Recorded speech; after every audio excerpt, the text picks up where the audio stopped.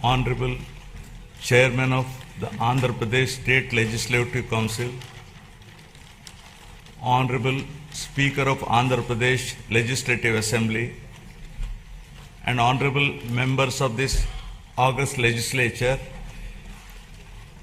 it's my honor and privilege to address this joint session of the Legislature on the occasion of the budget session for the year 2026-27. The state of Andhra Pradesh has witnessed significant transitions since its bifurcation in 2014. The government that assumed office that year was confronted with unprecedented challenges, including state reorganization, division of assets, loss of urban conglomeration and the capital city, infrastructure deficits, and an agricultural dominant economic base. Despite limited resources, concerted efforts were made to stabilize finances, improve connectivity, rebuild institutions, and lay the groundwork for long-term development. However, the change in governance in 2019 disrupted this momentum. Systemic governance failures emerged, growth stalled, financial stress intensified, institutions destroyed, total anarchy with breakdown of law and order, arbitrary restrictions placed through misuse of Section 22A,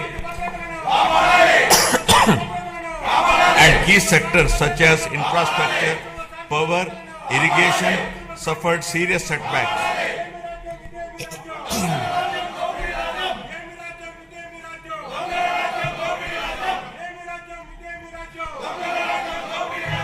Disenchanted by these experiences, the people of Andhra Pradesh responded their faith once again in my government in 2024, granting an unprecedented mandate to rebuild the state. The decisive verdict of electing National Democratic Alliance government reflects their deep trust and confidence in the leadership of Honorable Chief Minister Sri Nara Chandrababu Naidu Garu, the committed partnership of Sri Pawan Kalyan Garu, Honorable Deputy Chief Minister, and the continued guidance and support of Honorable Prime Minister of India, Sri Narendra Modi Garu. Over the last 19 months, my government has followed a calibrated path from revival towards ascendance. Immediately after assuming office, an interim finance plan was placed to stabilize governance and address urgent obligations. This was followed by our first budget, prepared within a short span, which focused on delivering Super 6 and other welfare measures and restarting development activity.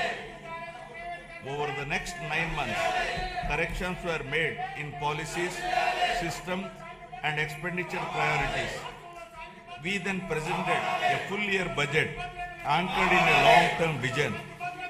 Today, governance has moved beyond revival with welfare, development, and governance aligned to future-ready models.